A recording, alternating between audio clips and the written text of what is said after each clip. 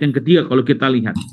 Nah, upacara itu atau upacara perjanjian itu dengan diadakannya dengan persembahan korban. Ini kalau kita lihat ya di pasal yang kelima, itu mengadakan persembahan korban. Dan korban itu, ya, darah korban itu akan disiramkan ke mezbah. Nah, mezbah ini adalah sebuah wakil Tuhan. Keberadaan Tuhan di tengah-tengah bangsa Israel. Nah, lalu sebagiannya lagi itu diberikan kepada sebagian pernyataan nyali itu merupakan ditujukan Allah kepada kesetiaan bangsa Israel. Nah, ketika darah korban itu sudah dipercikan, baik itu di mezbah maupun kepada bangsa Israel, maka sisanya itu di ayat yang ke-8 kalau kita lihat, barulah mereka menyatakan komitmen mereka kepada Tuhan. Ya, kalau kita lihat di ayat yang ke-7. Nah, korban ini merupakan korban persekutuan antara darah yang sudah disiramkan kepada kedua belah pihak, baik Allah maupun bangsa Israel. Nah, sebagai wujud persekutuan itu, maka Allah berkenan menampakkan diri kepada bangsa Israel. Ini kalau kita lihat di ayat yang ke-10, Tuhan menampakkan dirinya kepada siapa? Ke bangsa Israel. Nah, pada saat mereka menikmati persekutuan dengan Tuhan, ya, lewat makan dan juga minum bersama, ini kalau lihat di pasal yang ke-11, Musa mendapatkan tugas khusus. Ya, Musa mendapatkan tugas khusus di mana dia harus naik ke Gunung Sinai untuk menerima 2 loh batu yang berisikan tentang 10 hukum Allah dan juga berbagai peraturan-peraturan ya mengenai bagaimana mendirikan kemah suci yang nanti akan dijabarkan di pasal yang ke-25, di pasal yang berikutnya. Nah, korban darah itu melambangkan korban Kristus di salib. Jadi kalau kita lihat dalam perikop kita ini, korban ya, wujudnya atau melambangkan korban Kristus di salib, bagaimana Allah mendamaikan dengan setiap orang-orang percaya. Nah, Allah di dalam Kristus juga menjanjikan penyertaan dan juga pemeliharaan kepada kita sebagai orang-orang yang percaya. Nah, sebaliknya juga kita pun dipanggil untuk, ini dia, memberikan komitmen kita, kesetiaan kita, dan ketaatan kita kepada Dia. Jadi di satu sisi Allah menawarkan ya bahwa Tuhan akan memberikan penyertaan, perlindungan, pemeliharaan kepada kita sebagai orang yang percaya. Sebaliknya juga kita dipanggil untuk apa? Menunjukkan kesetiaan kita dan ketaatan kita kepadanya. Nah, kalau secara formal, ya, kita di gereja ikut perjamuan kudus ya. Sebenarnya perjamuan kudus ini memperagakan kembali upacara perjanjian Allah dengan umatnya lewat apa?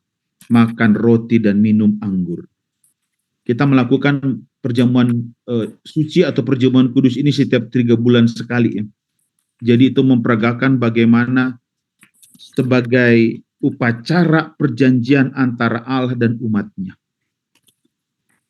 Roti yang dilambangkan sebagai tubuh Kristus dan juga anggur yang dilambangkan sebagai darah Kristus. Jadi setiap kali kita mengikuti acara perjamuan kudus, berarti kita menyatakan komitmen kita kembali untuk setia dan juga mengasihi siapa? Mengasihi Dia yang Tuhan, bagaimana Tuhan sudah mengasihi kita lebih dahulu. Jadi perjanjian ini kita bisa alami sekarang, umat-umat Tuhan, ketika kita mengadakan perjamuan kudus. Jadi kita mengkomitkan kembali bagaimana kita harus setia dan taat kepada Tuhan. Nah, saudara kasih dalam Tuhan, ingat seperti janji Tuhan kepada bangsa Israel zaman dahulu, perjanjian itu tetap berlaku sampai sekarang.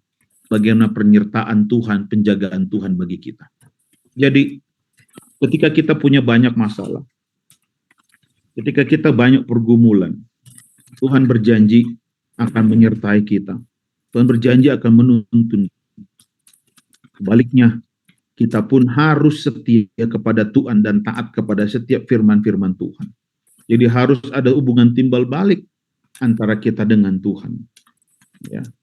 Permasalahannya bukan kepada Tuhan, tapi seringkali permasalahannya kepada kita. Ingat, kalau kita tahu kita selanjutnya Musa, ya seperti minggu lalu saya sampaikan, ketika Musa turun, dia bawa 2 loh batu, dia dapati justru umat Tuhan itu berbalik. Dia dapati umatnya tidak setia. Jadi permasalahannya bukan pada Tuhan, permasalahannya kepada kita. Seringkali kita nggak setia. Seringkali, kenapa kita nggak setia? Mungkin kita nggak sabar. Ya, kita mungkin nggak sabar menunggu janji-janji Tuhan. Mungkin kita sering dikecewakan, tapi janji Tuhan tidak pernah lalai. Ia tetap setia kepada kita, tapi seringkali kita tidak setia kepada Tuhan. Itu sebabnya perjamuan kudus ini mengingatkan kembali komitmen kita kepada Tuhan, supaya kita tetap taat, kita tetap setia kepada Tuhan. Ya, itu sebabnya dalam setiap pergumulan mari kita datang terus kepada Tuhan. Mari kita minta pertolongan Tuhan, karena Tuhan selalu ada memberikan kita kekuatan, memberikan kita pertolongan. Ya, saya cukup tertarik tadi dengan kesaksian dari Ibu Desi. Ya, kalau orang atau umat-umat Tuhan yang taat dan yakin kepada Tuhan, Bu Desi, pasti dia selalu bergantung kepada Tuhan. Itu sebabnya Tuhan tidak akan pernah meninggalkan kita. Dia selalu setia, selalu menuntun kita. Dan sebaliknya kita harus juga taat kepada Dia. Jadi bacaan kita pada malam hari ini mengingatkan kita kembali komitmen kita sebagai umat-umat Tuhan. Maukah kita tetap setia kepada Tuhan? Maukah kita taat kepada Tuhan melalui firman Tuhan, melalui hukum-hukum yang Tuhan sudah berikan? Ada banyak sebagian orang menganggap bahwa hukum-hukum itu mungkin terasa berat. Tapi firman Tuhan katakan apa? Jikalau engkau mengasihi aku, maka kamu akan mengikuti hukum-hukum. Jadi kalau kita kasih kepada Tuhan, ya, nggak jadi beban. Peraturan-peraturan atau hukum-hukum yang Tuhan berikan, satu beban, tapi menjadi satu sukacita. Kenapa? Karena kita mengasihi Tuhan. Kalau kita sayang kepada Tuhan, kita cinta kepada Tuhan, pasti kita akan melakukan apa yang Tuhan mau. Sama halnya, contoh, Pak Teguh sangat mengasihi Ibu Teguh. Apapun yang Ibu Teguh minta, pasti Pak Teguh akan kasih. Kenapa? Karena Pak Teguh sayang. Sebaliknya seperti saya juga mungkin ya.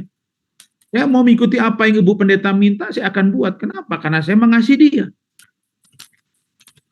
Itulah sebabnya ketika kita mengasihi Tuhan dengan sungguh-sungguh, bukanlah satu beban. Bukanlah satu beban. Karena kita mengasihi dia. Nah, Bapak Ibu Saudara sekalian yang kasih dalam Tuhan, pada malam hari ini kembali saya ingatkan lagi. Marilah kita tetap setia kepada Tuhan. Ya, komitmen itu diperbaharui setiap hari. Ya. Kita datang terus-menerus kepada Tuhan. Supaya apa? Kita menerima berkat dari Tuhan. Baik, ini saja yang